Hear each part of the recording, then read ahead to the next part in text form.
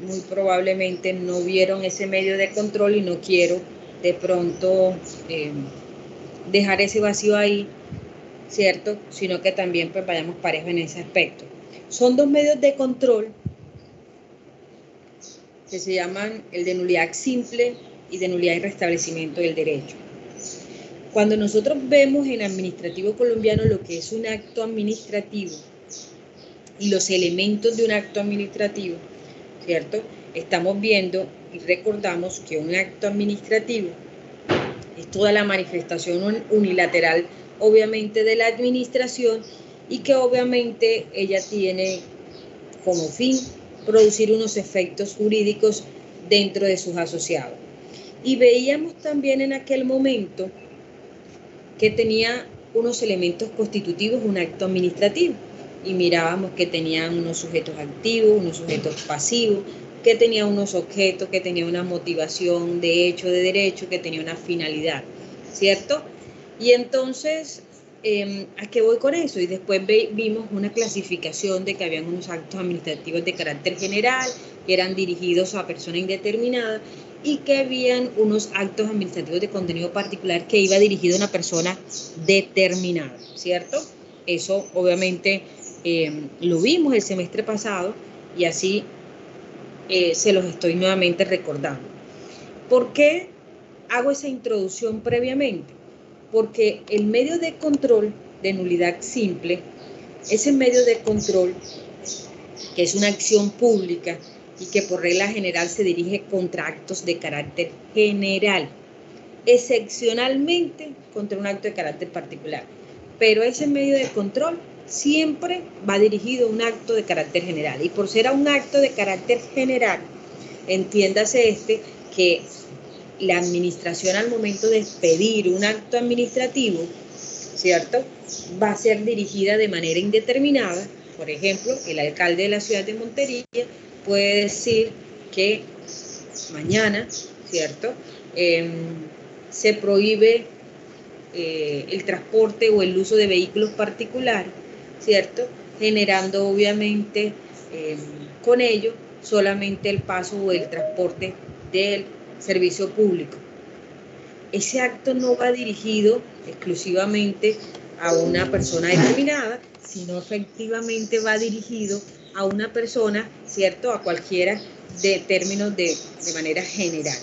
Entonces, frente a esa situación, este medio de control tiene como fin buscar que se decrete o que se dé la nulidad de ese acto administrativo, ¿cierto?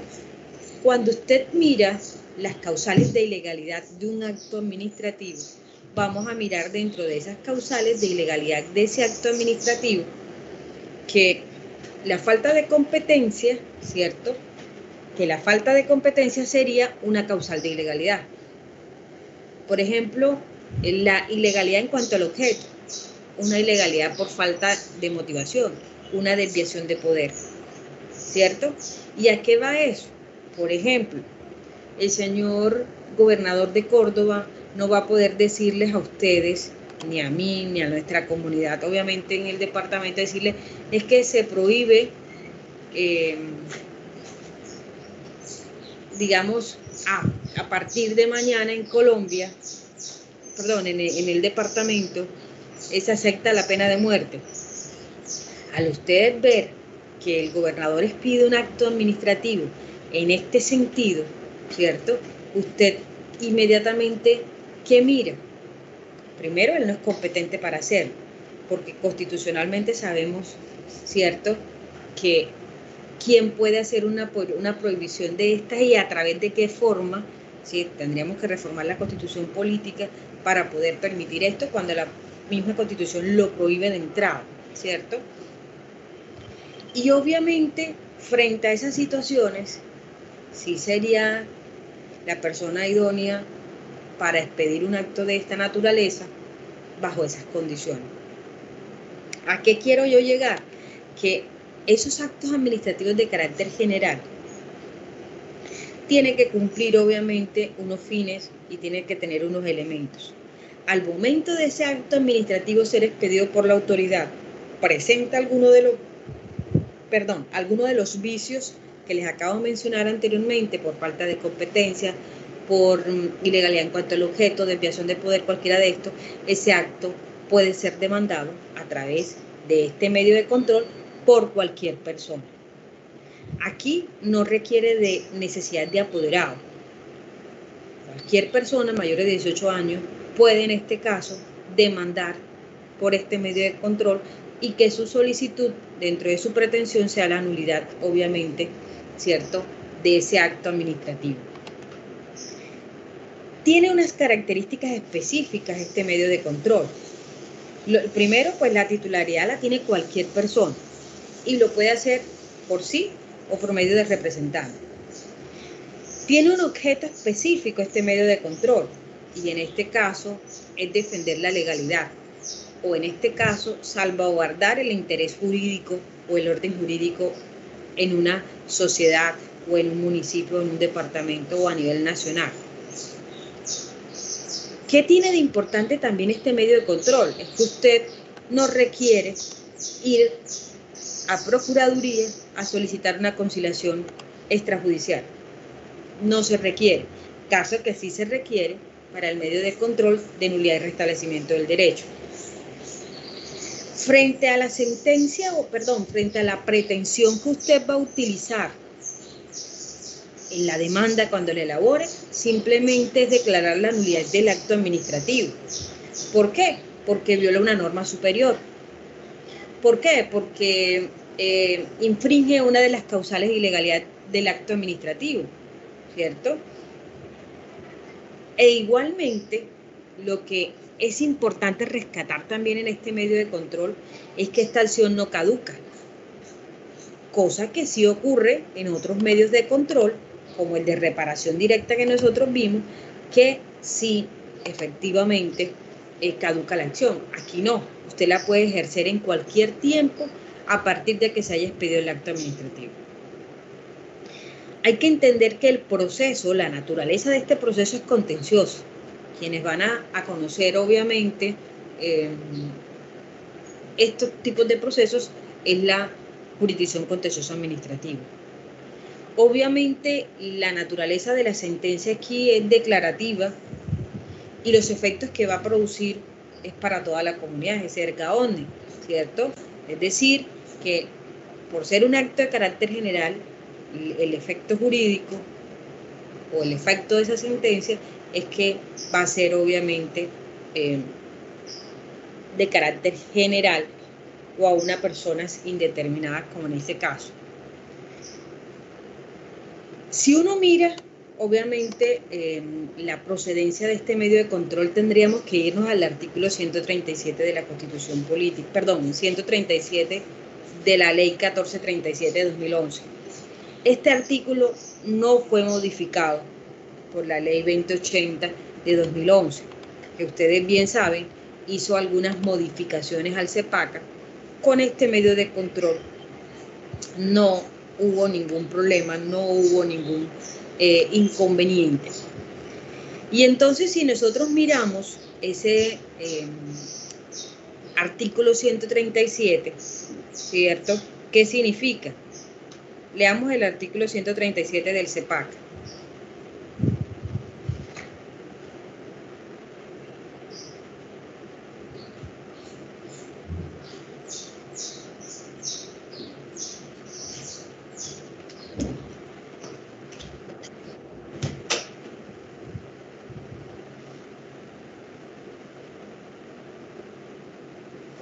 Leamos el 137.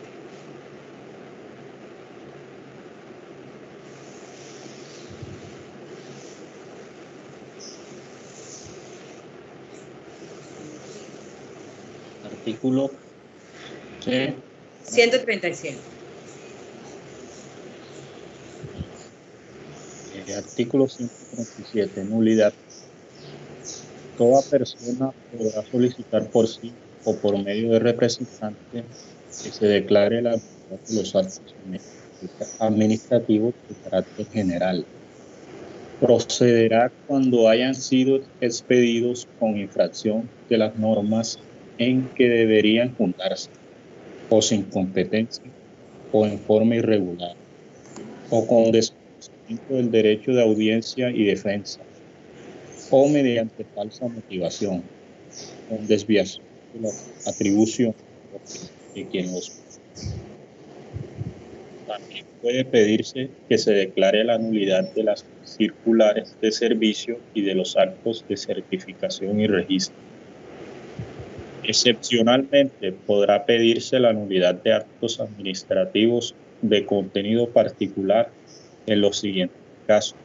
Primero, cuando la demanda no se persiga o de la sentencia de nulidad o de la sentencia de nulidad que se produjere no se genere el restablecimiento automático de un derecho subjetivo a favor del demandante o de un tercero.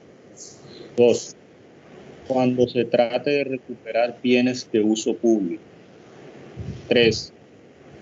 Cuando los efectos nocivos del acto administrativo afecten en materia grave el orden público, político, económico, social o ecológico. 4. Cuando la ley lo consagre expresamente. Parágrafo. Si de la demanda se desprendiere que se persigue el restablecimiento automático de un derecho, se tramitará conforme a las reglas del artículo siguiente. Ok, fíjense, ahí hay que precisar varias cosas en ese artículo.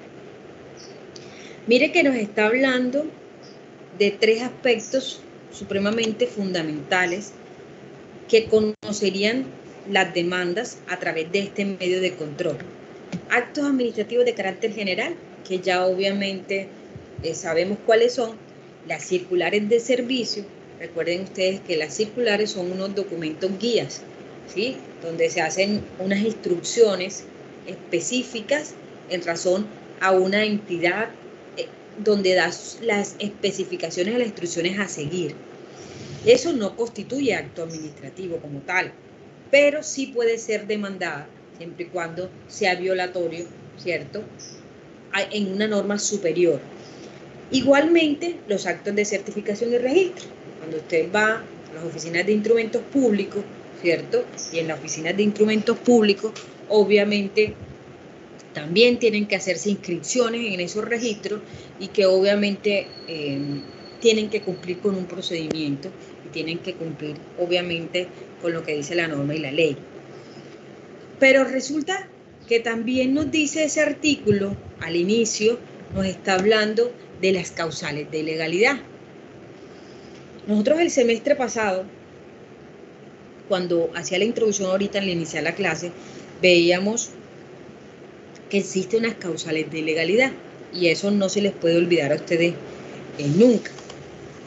¿Y por qué no se les puede olvidar? Y traten de retener eso en su mente. ¿En qué sentido? Ustedes están próximos a hacer unas pruebas el próximo año y son preguntas que no fallan, ni los procedimientos administrativos sancionatorios, ni las pérdidas ejecutoriales de los actos administrativos, ni la firmeza de los actos administrativos, como también obviamente el tema de lo que les estoy planteando en cuanto a las causales de ilegalidad. Una falsa motivación de un acto administrativo es una causal para que usted demande. Como no tiene lógica, por ejemplo, que Colpensiones expida un acto administrativo, ¿cierto?, realizando de pronto una sustentación frente a una pensión de jubilación con una persona que no cumpla los requisitos mínimos para obtener, obviamente, la pensión, como es la semana y la edad, ¿cierto? Eso no tiene lógica y eso carecería de una falsa motivación porque no tiene ni fundamentos de hecho ni va a tener fundamentos de derecho que justifiquen eso, ¿cierto? Entonces, frente a esas situaciones, dependiendo obviamente la causal de ilegalidad que se demande, así será obviamente la pretensión que usted va a solicitar en ese medio de control. ¿Qué es importante también mirar? Es que hay situaciones en las que usted obviamente al momento de demandar Por ejemplo, ahí dice excepcionalmente que por este medio de control usted puede pedir que se recupere un bien de uso público, ¿sí? Y entonces que usted puede pedir en ese sentido la nulidad de un acto de contenido particular cuando se trate de recuperar un bien de uso público. Y efectivamente, fíjense que dentro de esas causales, que obviamente genera, por así decirlo, una demanda que sería de nulidad y restablecimiento del derecho, terminaría convirtiéndose en una acción de nulidad simple de manera excepcional. Y efectivamente también hablaba de algunos aspectos cuando a través de un acto administrativo podía ser en materia, obviamente, que se afecte el orden público, político o económico, y efectivamente se tenga que demandar a través de ese medio de control, de nulidad simple. Si hablamos de un peligro o de algún efecto que sea grave por un peligro de orden económico, social y justo, estaríamos hablando de los medios de las excepciones, los estados de excepción. Y estaríamos mirando también, entendiéndose interés público, el bienestar general de una comunidad, ¿cierto? Tendríamos que mirar que si se va a demandar a través de ese medio de control, es determinar si a través de un estado de excepción, ¿cierto?, atenta contra el interés de una comunidad, ¿sí? Ustedes recuerdan cuando estábamos el año pasado en pandemia, el presidente de la República todavía no le había dado atribuciones a las entidades territoriales, municipales, departamentales o distritales. Expidió en ese momento una prohibición y unos actos administrativos donde las personas de la tercera edad se sintieron vulnerados, se sintieron afectados y de cierta manera frente a eso interpusieron acciones de tutela porque consideraron que donde ellos no poder salir, ¿sí?, y donde permitirle quizás a los niños y a las demás personas hacer actividades deportivas, a ellos fueron limitados, porque queriendo decir que porque estaban en cierta edad ya ellos no podían salir y eran los más expuestos, ¿cierto?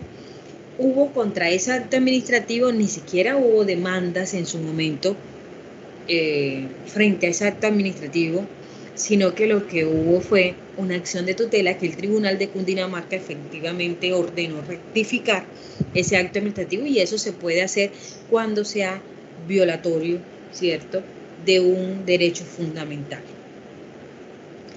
Frente a ello es importante también mirar esas causales que efectivamente pueden dar origen a una demanda. Ténganlo presente, artículo 137. Cuando haya sido expedido el acto de forma irregular, es una demanda de acción de nulidad, de acción simple a través de este medio de control.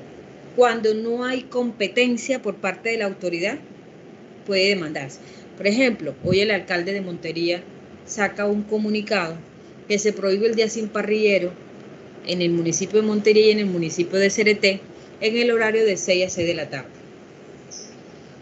Quizás nosotros los que vivimos en el municipio de Montería, esa prohibición nos cobija a nosotros, pero cualquier ciudadano del municipio de Cereté podría demandar por acción de nulidad simple que el señor alcalde no tiene su competencia para actuar.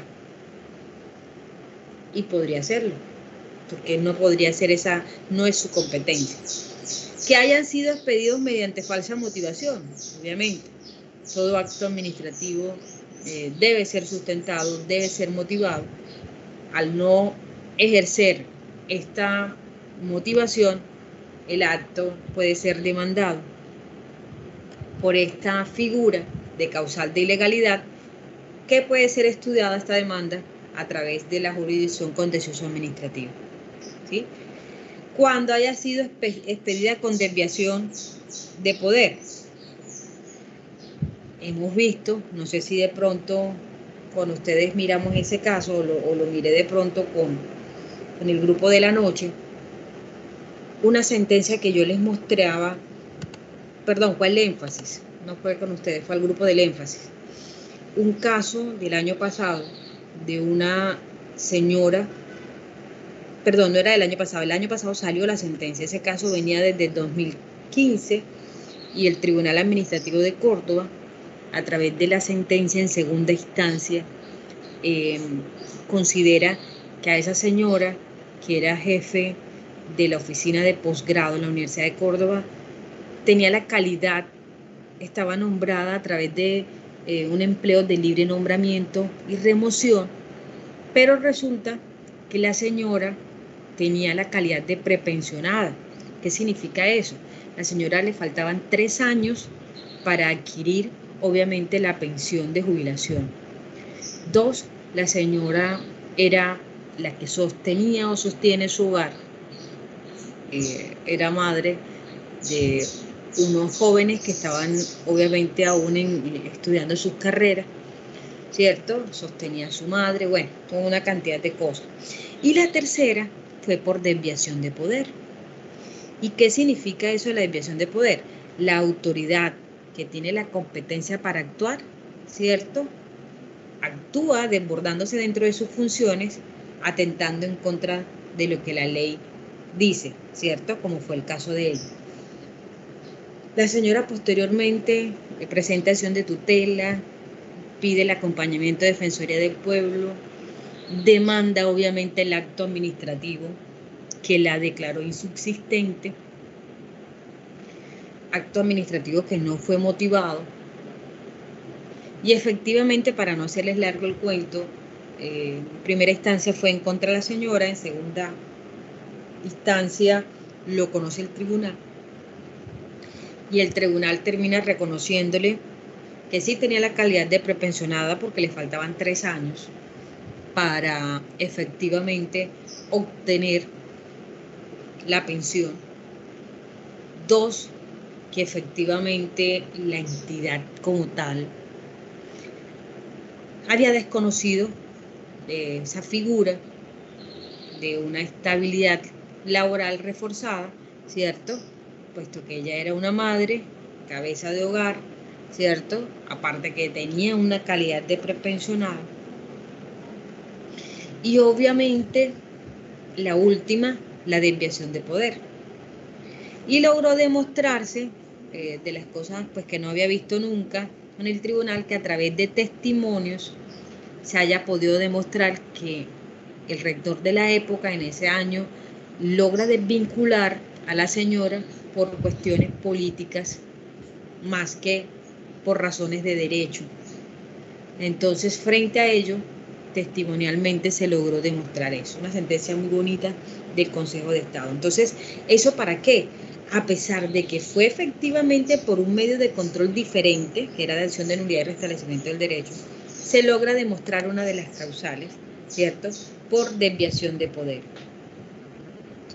Frente a ello, ¿cuál es la finalidad que persigue obviamente este medio de control? Cuando uno mira este medio de control, lo primero que mira es la protección, legalidad y objetiva, ¿cierto? De este medio de control. ¿Por qué protección de legalidad? Claro, si ustedes recuerdan ese principio de legalidad, ¿qué es lo que busca? El deber ser, ¿cierto? ¿Qué busca el principio de legalidad? Que se actúe de conformidad con lo que dice la norma y lo que dice la ley. ¿Y qué se busca? Que haya una tutela del orden jurídico fundamentado en lo que dice la ley. Si se hace con un acto ilegal, producir un acto administrativo a través de un medio ilegal o a través de un acto ilegal, ¿qué pasa? Por lo general va a ser contrario a lo que la norma superior establece. Y dentro de ese sentido, ese medio de control que lo que busca proteger es el principio de legalidad y asimismo el Estado social de derecho. ¿Qué mira uno? El interés, el fin, defender el principio de legalidad. Es que no es tanto porque recae sobre una comunidad frente a un acto administrativo de carácter general, no, es que defender que la autoridad administrativa que expide ese acto administrativo lo haga en razón al principio de legalidad, ¿cierto? Y que obviamente no importa si el interés sea general o particular, debe respetar ese principio. La autoridad administrativa no puede, por tener competencia, actuar arbitrariamente con desviación de poder. ¿Sí? Entonces, lo que busca y la finalidad que pretende es ejercer el principio de legalidad y que obviamente cualquier persona en cualquier tiempo lo puede realizar. Uno mira frente a eso la competencia judicial. Si usted mira la competencia judicial en este medio de control, la tienen los tribunales administrativos, la tiene el Consejo de Estado. Y entonces, cuando uno mira la competencia de esos organismos, estas entidades, obviamente es mirar que a través de esos medios de control, estas serían las entidades que obviamente podrían conocer de demandas de nulidad simple por medio de estas personas. Entonces, uno en ese caso tendría que tener presente al momento de demandar cuáles serían las entidades que en este caso por competencia le toca conocerlo. La sentencia y los efectos que produce, ya lo habíamos dicho, son erga omnes. Y frente a esa situación, el artículo 189 del CEPACA dice que las demandas que prosperen por este medio de control y que declaren la nulidad de ese acto administrativo tiene efecto de cosa juzgada y es erga omnes, así lo dice el artículo 189. Por ende, obviamente esa sentencia, una vez esté ejecutoriada, ¿sí?, se le debe dar cumplimiento, llámese a través de un acuerdo municipal o llámese porque se declaró la nulidad de una ordenanza o de un acuerdo y que obviamente dejará sin efecto sus decretos reglamentarios. Entonces, frente a esa situación, fíjense ustedes que la ley es supremamente clara frente a este tipo de aspectos. Entonces, no sé si tiene de pronto alguna pregunta hasta ahí, algo que aportar. El numeral 4, me queda claro. Acá hace referencia cuando dice cuando la ley lo consagra expresamente. Hay casos que para poder actuar la administración, ¿cierto?, debe consagrarlo expresamente. Por ejemplo, los estados de excepción, ¿qué dice? Si usted mira el 2.13, el 2.14, creo que 2.15 de la Constitución, no estoy segura, pero creo que son esos los artículos. ¿De quién es competencia constitucionalmente expedir los estados de excepción?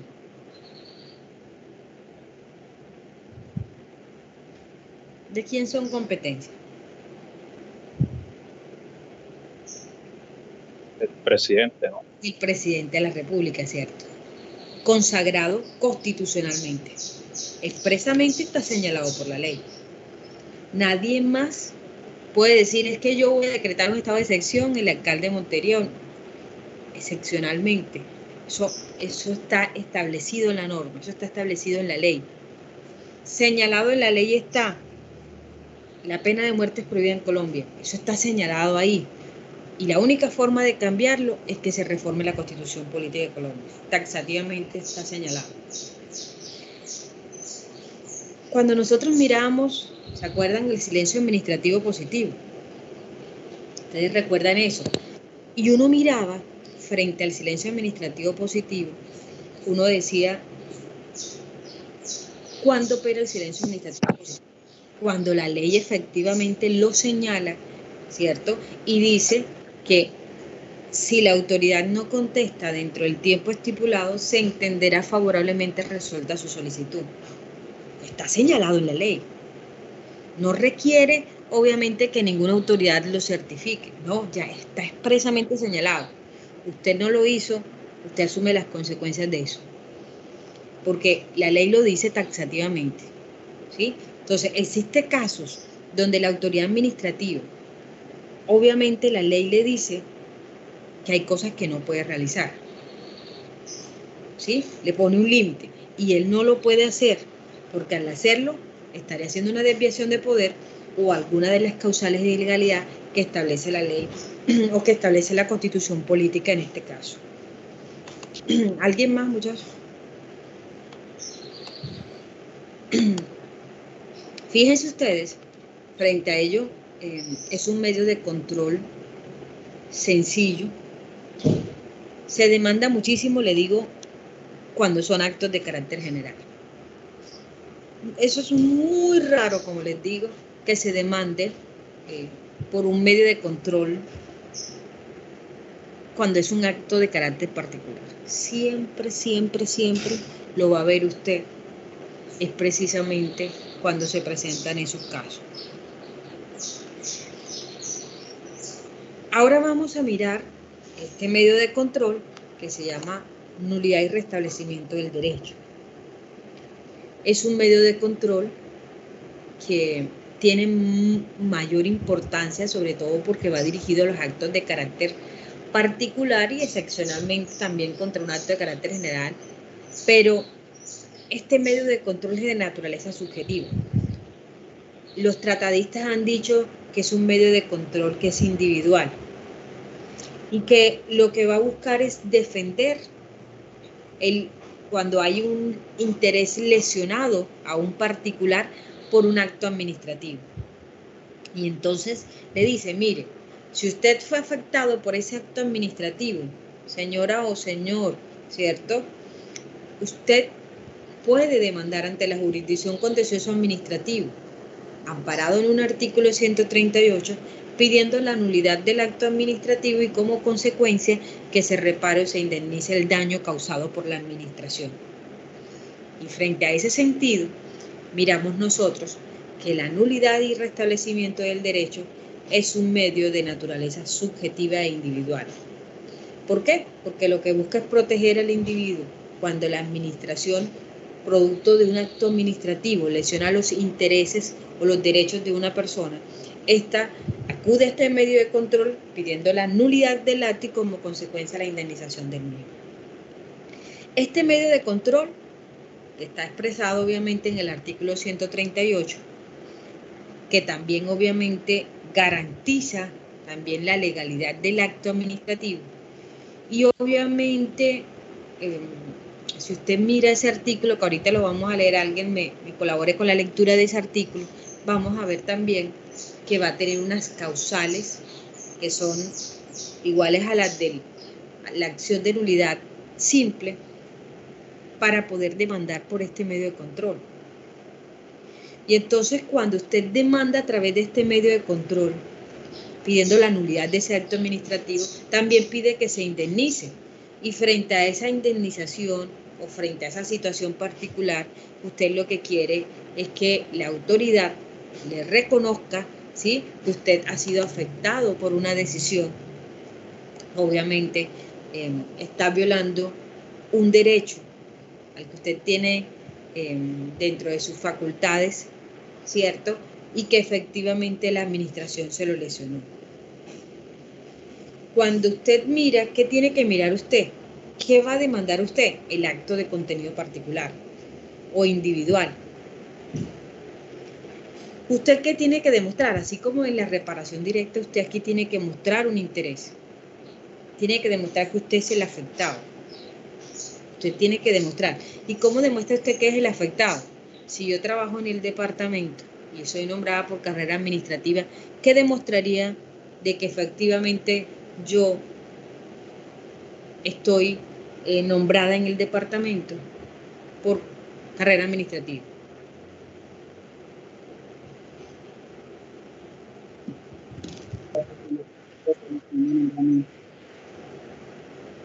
¿Cómo demuestra usted eso?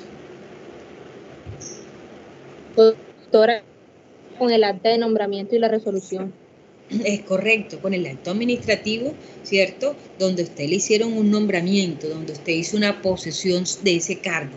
Tiene como demostrar, claro, yo puedo demostrar ese interés. ¿sí? Y obviamente que fui perjudicado, sí. Aquí está el acto administrativo donde me perjudicaron, donde me declararon insubsistente, ¿cierto?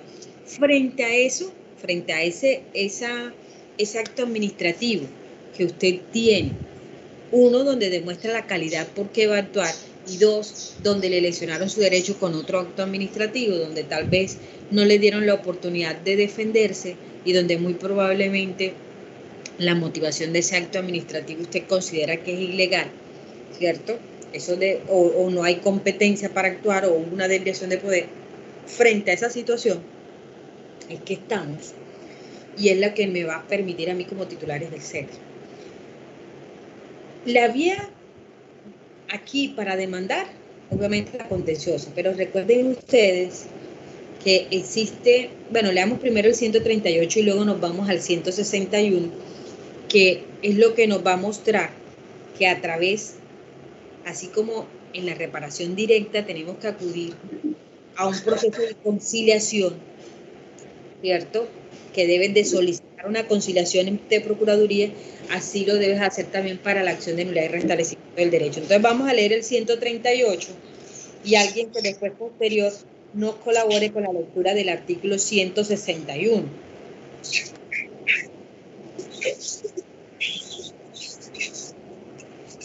Artículo 138. Sí. Nulidad y restablecimiento del derecho. Toda persona que se crea lesionada en un derecho subjetivo amparado en una norma jurídica podrá pedir que se declare la nulidad del acto administrativo particular, expreso o presunto, y se le restablezca el derecho.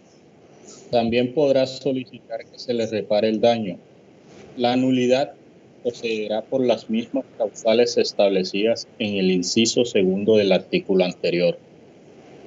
Igualmente, podrá pretenderse la nulidad del acto administrativo general y pedirse el restablecimiento del derecho directamente violado por este al particular demandante o a la reparación del daño causado a dicho particular por el mismo, siempre y cuando la demanda se presente en tiempo, esto es, dentro de los 4 meses siguientes a su publicación.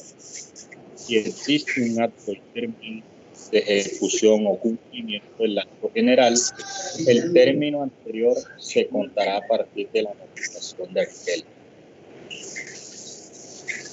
Fíjense que nos está hablando ese artículo, por eso yo les decía, la naturaleza de este medio de control es subjetivo, porque precisamente la norma nos está diciendo que aquella persona que se encuentre lesionada, ¿cierto?, un derecho podrá demandar o ampararse en lo que la norma jurídica dice, solicitando la nulidad de ese acto administrativo y que efectivamente el restablecimiento del derecho. Fíjense que frente a eso nos manda las causales al artículo 37, numeral 2.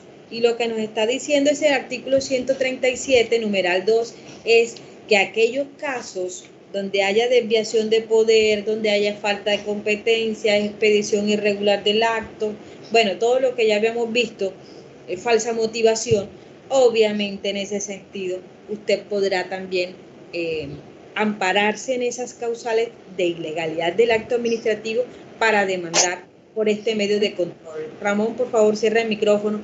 Demandar por este medio de control. Entonces, fíjense que en ese sentido, estos dos artículos van muy unidos y van de la mano. Frente a ello, ¿qué hay que pedir? Usted, en la misma norma que acaba de leer Jairo, nos está diciendo a nosotros, mire, usted puede pedir nulidad del acto y restablecimiento del derecho. Y usted tiene una caducidad de la acción, ¿sí? Como ocurre para el caso de lo que tiene que ver con acción de reparación directa, 2 años. En el medio de nulidad y restablecimiento del derecho tiene una caducidad de 4 meses. Y dentro de esos 4 meses siguientes a la publicación del acto, usted puede demandar. Vencidos esos 4 meses, chao, caduca la acción y le pueden rechazar una demanda. Entonces, eso es importante. En el medio de control de nulidad simple no opera la caducidad. Usted puede demandar en cualquier tiempo. Frente a ello, también es importante mirar el artículo 161, numeral primero. ¿Por qué nos remitimos a ese artículo 161, numeral primero? Porque efectivamente la norma te está diciendo a ti que aquellos asuntos que sean conciliables, ¿cierto?, deben ser previamente solicitados o tramitados ante Procuraduría, para que Procuraduría, a través de una conciliación extrajudicial, llame al departamento, llame al municipio, llámese a la entidad que usted demandó, ¿cierto?, para que a ver si pueden conciliar, ¿cierto?, sus diferencias, o si no, con ese acta donde se levanta una solicitud de no conciliación, usted va a demandar, ¿cierto?, y va a demostrar que usted agotó ese requisito. Leamos ese artículo 161, numeral primero, que obviamente justifica lo que les acabo de decir. Artículo 161, numeral primero.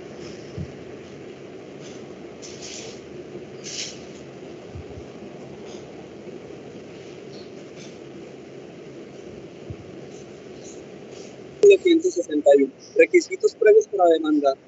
Sí, numeral primero.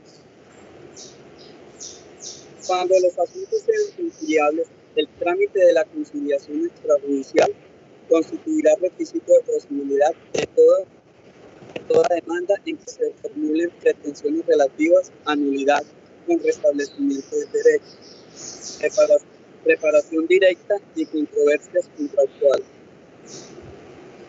Así es. ¿Hasta ahí, doctor? No. Ese es el numeral primero. ¿Ya acabas hasta ahí? Sí. Ok. Entonces, fíjense que lo que nos está diciendo ese artículo es que ustedes siempre que vayan a demandar por reparación directa, nulidad y restablecimiento del derecho y controversias contractuales, estos tres medios de control, recuerden siempre que tienen que solicitar la conciliación extrajudicial. Recuerden que yo les mostré en clases anteriores una solicitud de conciliación extrajudicial. Y frente a esa, yo dije que se las iba a subir, se me había olvidado. Frente a esa, mire, cuando usted monta esa solicitud de conciliación extrajudicial, tiene la demanda prácticamente ya montada. Porque ahí tiene que contar usted todos los hechos, todas las pretensiones, todos los argumentos que usted tiene para presentar ese medio de control, las pruebas, ¿cierto? Y recuerden ustedes que tampoco se les puede olvidar cuando ustedes demanden por este medio de control, notificar también a la defensa jurídica del Estado. Porque recuerden ustedes que esta entidad efectivamente defiende los intereses del Estado y ellos también llevan a través de sus archivos y todo las demandas que se presenten ante las entidades territoriales. Entonces, este medio de control, que efectivamente ya vimos unas características y obviamente en este sentido tiene un efecto la sentencia que ya va más que todo dirigida en este sentido de manera individual. ¿Por qué? Si yo fui la que demandé porque me declararon insubsistente en un cargo, la que está siendo afectada y a la que le van a restablecer el derecho, es decir, reubicándome en un mismo cargo o de similar denominación, ¿cierto? O los salarios dejados de percibir, obviamente, quien demandé fui yo, quien presenta el interés fui yo. Por tanto, esa declaratoria de esa sentencia, en ese sentido, tendrá un efecto que no va a tener un efecto ergaone, va a tener un efecto en este sentido, ¿sí?, particular a quien efectivamente demandó y logró demostrar el derecho violado, y obviamente en este caso solo la va a beneficiar y obligaría obviamente a las partes que intervinieron en el proceso, en este caso, pagarle o cumplir lo ordenado por el juez. Frente a ese sentido, la procedencia, ya sabemos que el artículo 138 que acaba de leer su compañero nos dice que procede contra actos particulares, expresos o presuntos, y contra actos de carácter general, pero ya eso sí es excepcional, que obviamente se logre demostrar que se afecta una lesión a un derecho subjetivo y que está amparado en una norma, pero eso es muy excepcional. Recuerden ustedes los actos presuntos. El año pasado también lo veíamos nosotros. Ustedes recuerdan cuando veíamos el tema del silencio administrativo positivo y negativo. Y un acto presunto o ficto era aquel cuando yo le presentaba una solicitud a la administración y la administración, ¿cierto? Transcurrido 3 meses o transcurrido el tiempo que establece la norma para contestarlo, no se pronuncia la administración y no me notifica de esa respuesta, ¿cierto? Convirtiéndose ahí en un acto presunto ficto, ya sea de manera negativa o positiva. Entonces, frente a ese acto presunto ficto, lo único bueno es que no hay caducidad. Cuando se convierte en un acto presunto ficto, no hay caducidad y usted podría demandar en cualquier tiempo.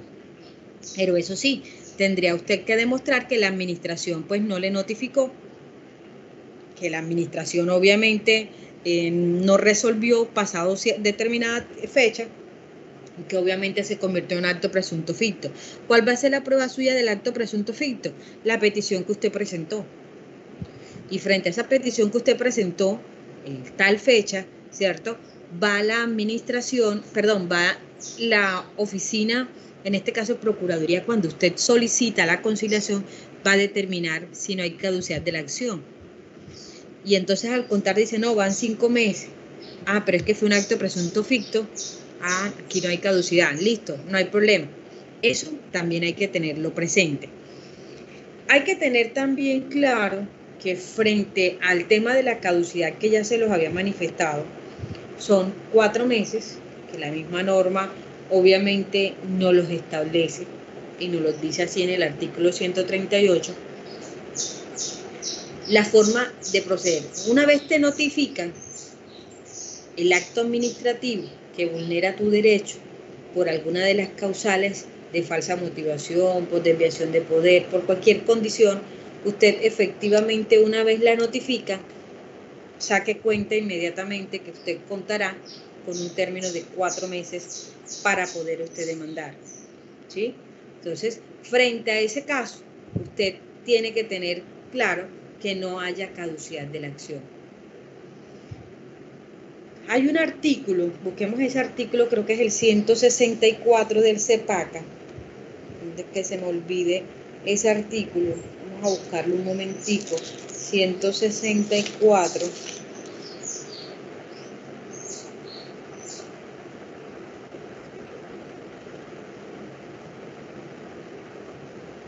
Fíjese que ese artículo 164, la oportunidad para presentar la demanda. Cuando usted presenta la demanda, mire lo que dice. La demanda deberá ser presentada en cualquier tiempo, cuando se pretenda la nulidad en los términos del artículo 37. ¿Qué significa eso? ¿De qué medio de control estamos hablando?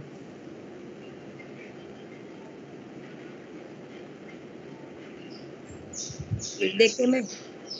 ¿De cuál? De nulidad y restablecimiento del derecho. No, recuerden ustedes, la nulidad y restablecimiento del derecho la podemos demandar en cualquier tiempo. Sí. ¿En qué caso?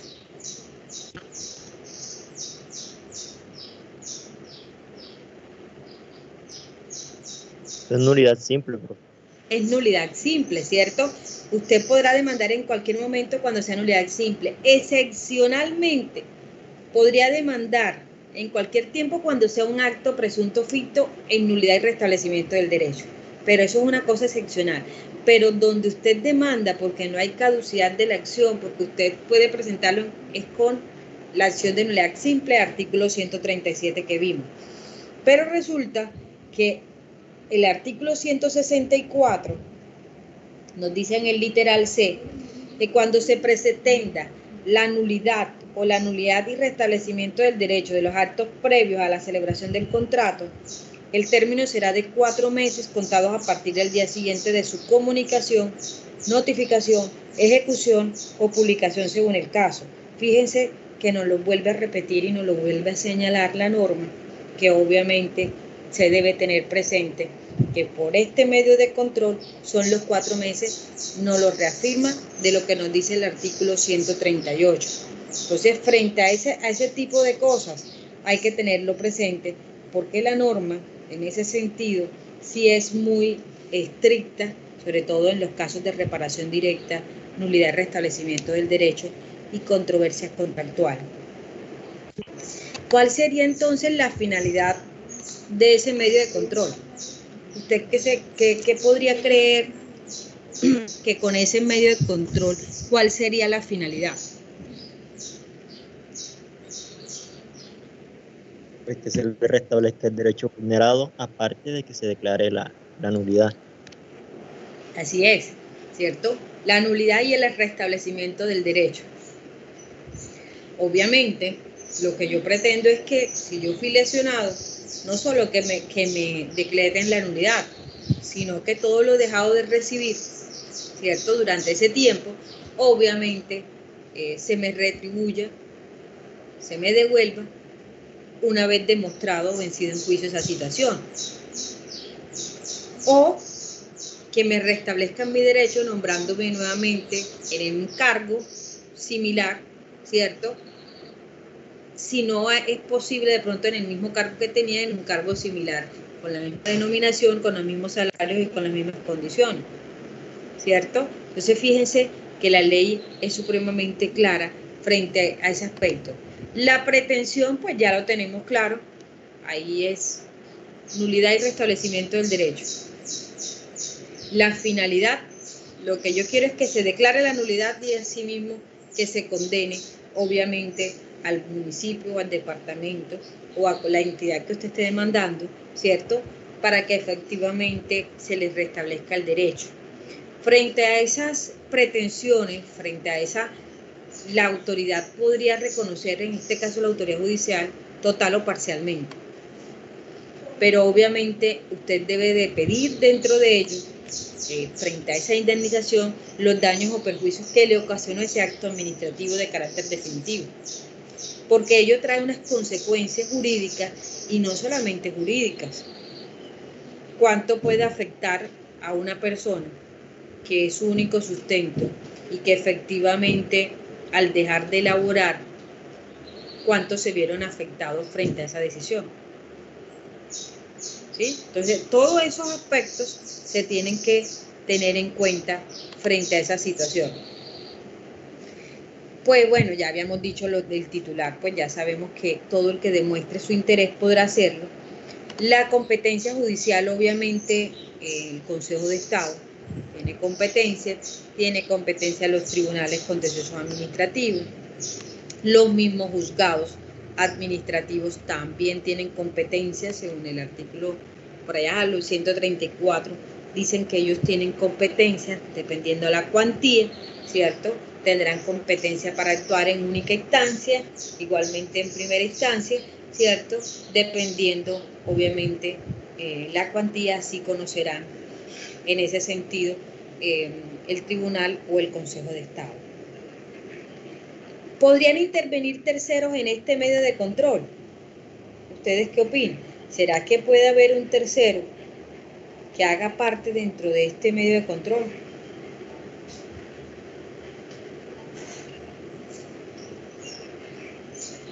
O sea, profe, directamente, pues la persona afectada, pero no sé si aquí entraría pues la figura de coadyuvante, no sé. Claro, si miramos... que sustente o que apoye la pretensión de la persona que demanda. Miremos el artículo 224. Leamos el 224 de la 1437 que nos dice.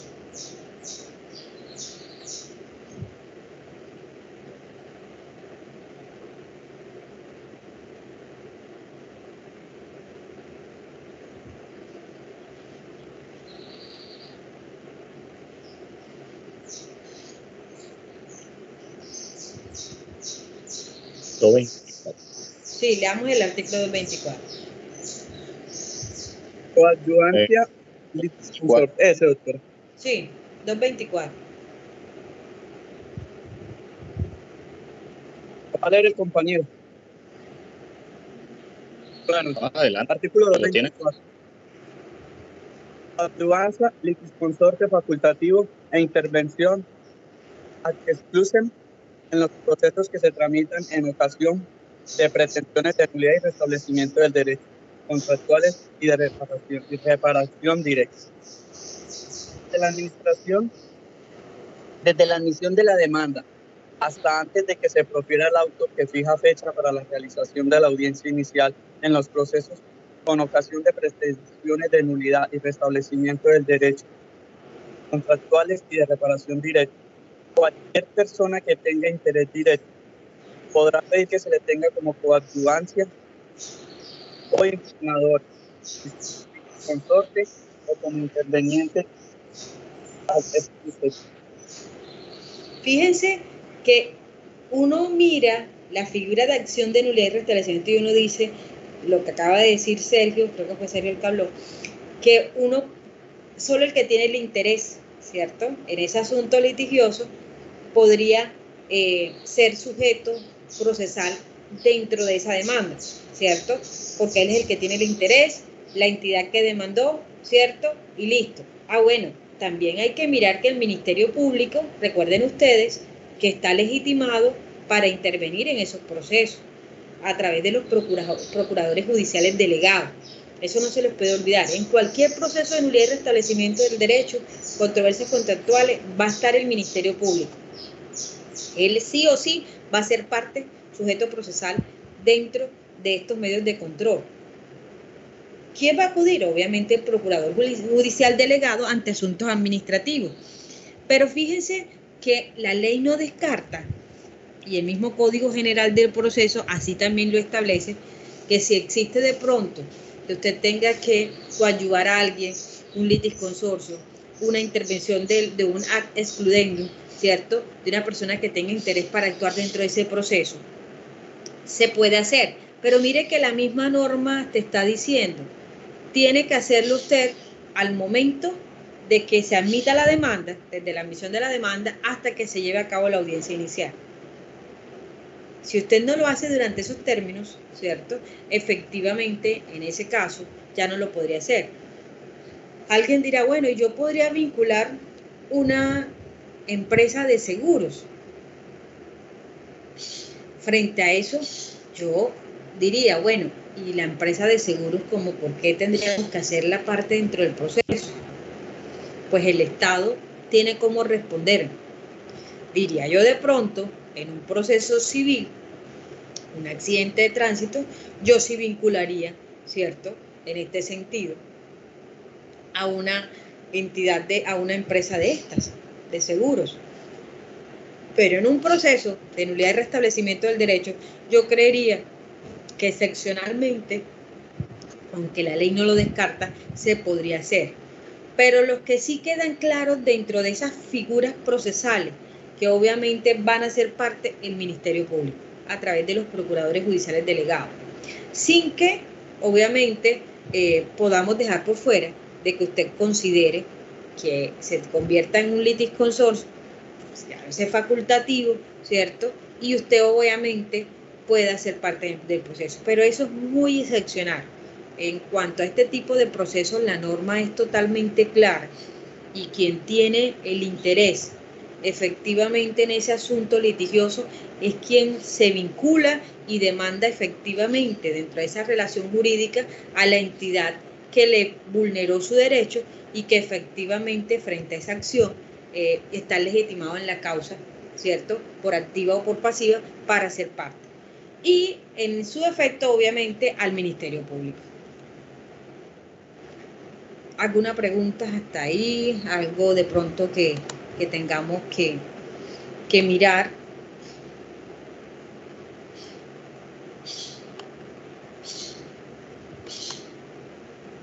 Bueno, de pronto ese llamamiento en garantía que usted dice, bueno, o sea, leyendo aquí, o sea, creería que esa figura entraría o estaría más acorde en las controversias contractuales, ¿no?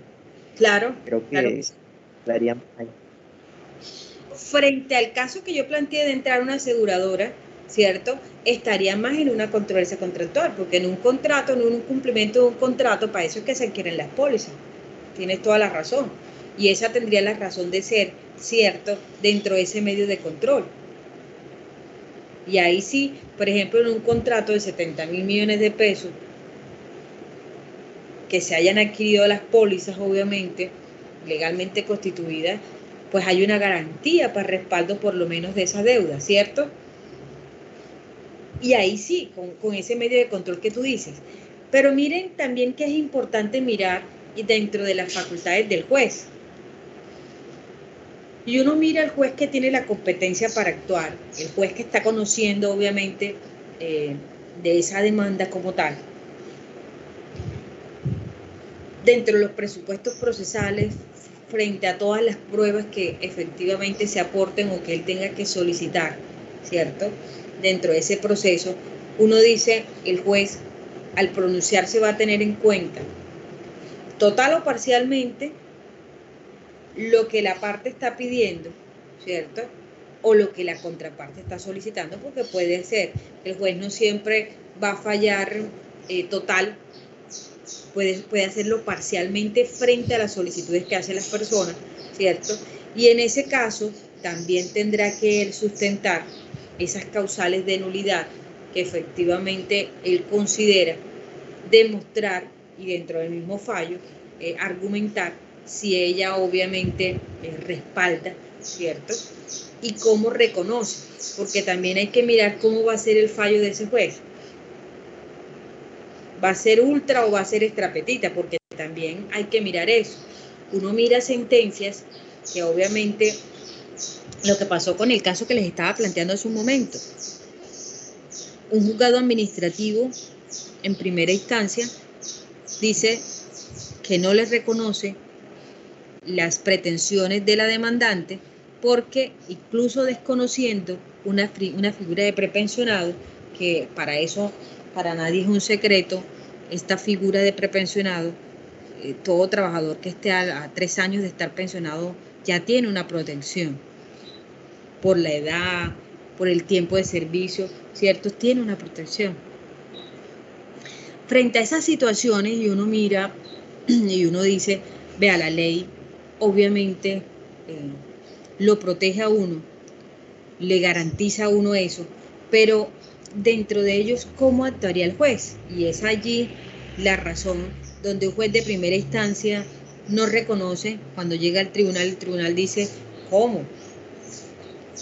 Sí se le debe reconocer sus derechos, porque sí se está frente a una situación de esta y porque obviamente la norma y porque la ley no lo está diciendo en ese sentido, ¿cierto? Entonces, eso es importante tenerlo presente dentro de este medio de control. Y ahora entonces, ¿qué diferencia podríamos encontrar frente a una nulidad simple y una nulidad y restablecimiento del derecho?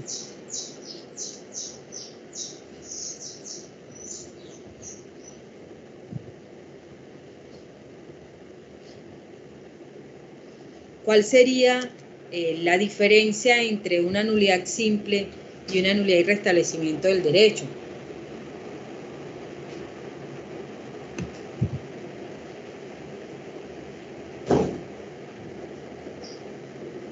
¿Cuál sería, muchachos? Pues sí, lo que hemos dicho. En la nulidad simple, pues lo que se busca es la nulidad del acto, simplemente no se va a declarar en ningún derecho. En la nulidad y restablecimiento del derecho, la nulidad y el restablecimiento del derecho. En la nulidad y restablecimiento del derecho hay un término de 4 meses para que caduque la acción. En la nulidad simple, pues no hay término de caducidad, o sea, en cualquier momento se puede interponer la demanda. Fíjate que lo que Sergio manifiesta, la titularidad de la acción en un medio de control de nulidad simple, cualquier persona puede demandar, ¿cierto? Mientras que en una nulidad de restablecimiento del derecho, obviamente está condicionado a la existencia de un interés, ¿cierto? A quien se le lesionó. Otra de las formas que él dice en el tiempo, en la nulidad simple no opera la caducidad, mientras que acá opera la caducidad en un término de 4 meses. También sería importante... ¿Cómo? Los fines, ¿no? En la nulidad se busca el fin de, digamos, un principio de legalidad, y mientras que la de nulidad y restablecimiento es especialmente eso, restablecimiento del derecho. Claro, y fíjate que hay otro aspecto en cuanto al efecto de la sentencia. El efecto que se produce en un efecto en la nulidad simple, ¿cierto? Por ser un acto de carácter general, va a tener una decisión para todos, ¿cierto? Mientras que en la nulidad y restablecimiento del derecho normalmente va dirigida a una persona determinada que tenía el interés, ¿cierto?, para demandar en este caso. Entonces, fíjese, y si uno mira también incluso la sentencia en una nulidad simple, básicamente lo que busca es declarar la nulidad de ese acto, mientras que en una nulidad y restablecimiento del derecho usted busca la condena y obviamente la declaración de esa nulidad de ese acto administrativo, que es supremamente importante también tenerlo presente. Frente a esas dos, otro aspecto fundamental es la procedibilidad que tiene en cuanto a ese requisito de conciliación. Nosotros en un proceso de nulidad simple no necesitamos acudir ante la Procuraduría y solicitar audiencia de conciliación. ¿Por qué? Porque el 131 que hace un momento nos leyó Víctor, numeral primero, nos dice que los asuntos que son conciliables, como reparación directa, como controversias contractuales, como nulidad y restablecimiento del derecho, necesitan de una conciliación extrajudicial, ¿cierto? Frente a ese sentido, fíjese, tenemos unas características supremamente fundamentales, ¿cierto?, para ese tipo de aspectos.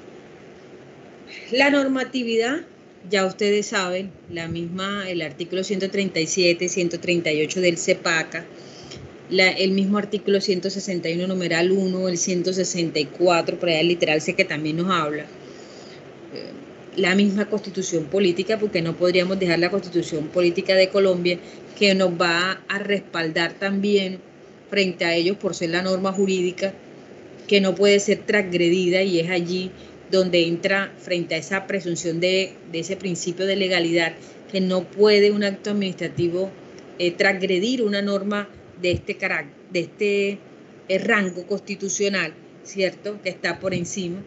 El mismo Código General del Proceso, que también nos establece con la legitimación en la causa, si usted no está legitimado para actuar, no podrá demandar, por eso es que hay que tener un interés, ¿cierto?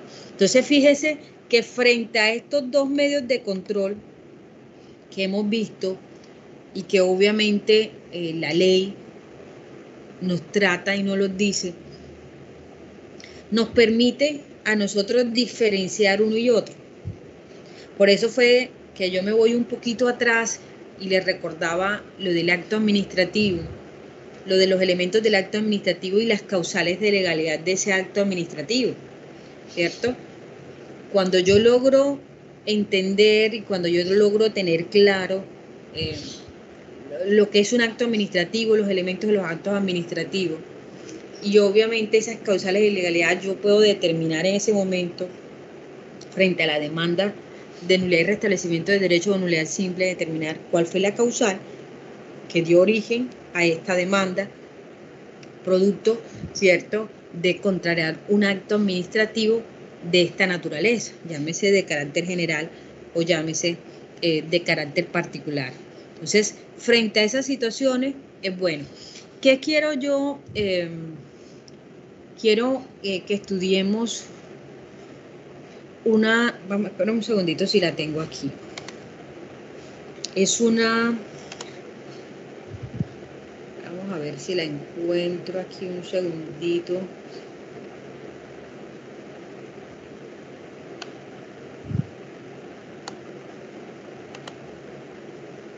Bueno, no la tengo, pero bueno, voy a dejar mejor la sentencia para el medio de control de demandas electorales, el medio de control de nulidad electoral.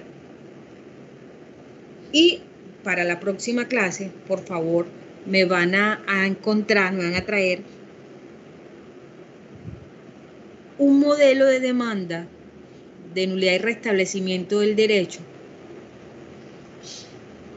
de cualquier origen, cualquier acto administrativo de carácter particular, y una demanda de nulidad y restablecimiento, una nulidad simple, una de nulidad simple y una de nulidad y restablecimiento del derecho, para que por favor la próxima clase la traigan, la socialicemos y asimismo la próxima clase le damos inicio también a ese medio de control que es supremamente importante, ya que estamos a puertas de unas elecciones del próximo año, que es el medio de control de la nulidad electoral. También importante. Entonces, me van a traer para la próxima clase un modelo de nulidad simple y un modelo de nulidad y restablecimiento del derecho.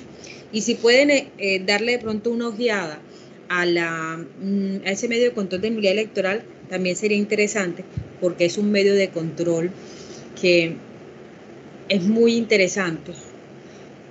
Es un medio de control sobre todo a lo que se viene el próximo año y todas las demandas que se pueden presentar por ese medio de control. Entonces, dejemos hasta ahí, muchachos. No sé si hay alguna pregunta. Creo que sí, una preguntita. Sí.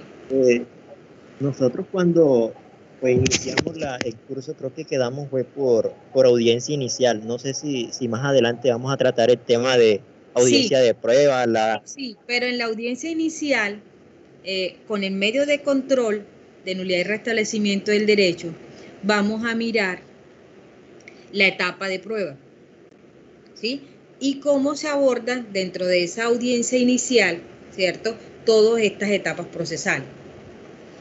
¿Ya? Entonces traemos un modelo, frente a ese modelo, ¿cierto? Miramos entonces la audiencia inicial y luego de eso, que obviamente ya vimos la audiencia inicial, lo que es la práctica de prueba, ¿vale?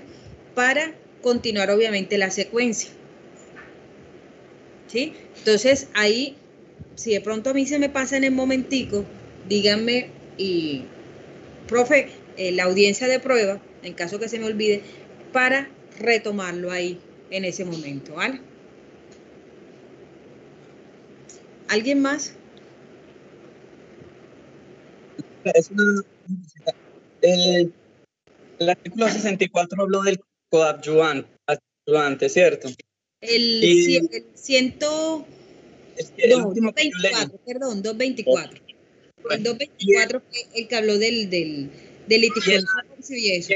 Y el 164, el otro artículo que miramos fue el 164, numeral primero, y creo que el literal C, no recuerdo, de ese artículo. 164.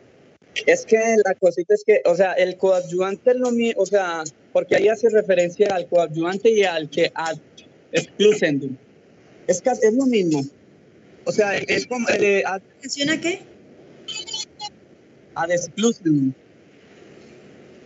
Ad excludendum. Y algo, o sea, me genera esa duda. Es claro, que es lo mismo que el coadyuvante. Miren que hay el artículo, busquemos el Código General del Proceso, creo que es el 63, busquemos el 62 o 63 del Código General del Proceso. Ahí nos definen la figura, obviamente, de intervención del excluyente, ¿cierto? Y obviamente, frente a esa situación, vamos a mirar, ¿cierto?, la figura del coadyuvante. Miremos, creo que es 62 o creo que es 63. Sí, es 63. Ok, ¿qué dice? Intervención excluyente. En el proceso declarativo pretenda o en toda parte la cosa del derecho controvertido podrá intervenir formulando demandas frente al demandante y demandado hasta la audiencia inicial para que en el mismo proceso de la resolución. Bueno, esa era como la duda que tenía ahí ya.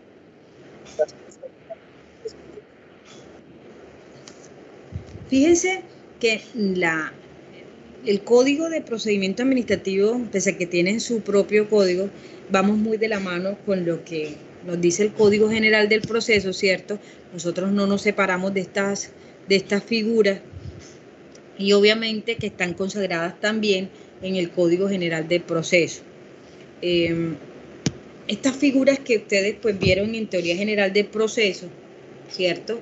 Y que en cada una de estas etapas volvemos a retomar y volvemos a estudiar. Que de pronto no se vean de la misma manera que en el civil, que es mucho más arraigado, pero que también en el proceso